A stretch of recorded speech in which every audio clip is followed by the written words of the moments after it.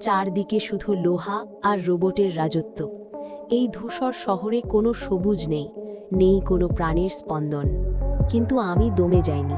পুরনো ম্যাপের সংকেত ধরে আমি আজ পা বাড়িয়েছি সেই নিষিদ্ধ শহরের সীমানায়, যেখানে লুকিয়ে আছে পৃথিবীর শেষ রহস্য। ভারী লোহার দরজাটা যখন খুললাম, ভেতরটা ছিল একদম নিথর। চারদিকে অকেজো যন্ত্র আর জং ধরা তারের স্তূপ। কিন্তু ওই যে দূরে ধুলোবালির মাঝে একটা মৃদু সবুজ আলো জ্বলছে। আমার বুক দুরু দুরু কাঁপছে। ওটা কি তবে পৃথিবীর শেষ চারাগাছ? আমি যখনই পাতাটা স্পর্শ করলাম, মনে হলো পুরো ল্যাবরেটরিটা জীবন্ত হয়ে উঠল। এক অদ্ভুত নীল আলোয় চারপাশটা ভরে গেল। জানলার বাইরে জমাট বাঁধা ধোঁয়াটে মেঘে প্রথমবার বিদ্যুতের ঝিলিক দেখলাম। প্রকৃতি কি তবে আমার স্পর্শে জেগে উঠছে?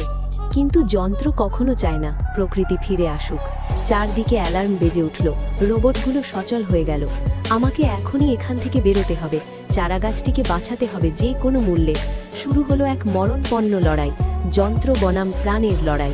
অবশেষে আমি পাহাড়ের চূড়ায় পৌঁছালাম। রুক্ষ মাটিতে যখন গাছটি রোপণ করলাম, আকাশ ভেঙে বৃষ্টি নামল। শহরের অন্ধকার কেটে গিয়ে দিগন্তে ফুটে উঠল নতুন সূর্য। আমি পেরেছি, পৃথিবী আবার সবুজে ভরে উঠবে, আবার প্রাণ ফিরে পাবে এই ধরনী।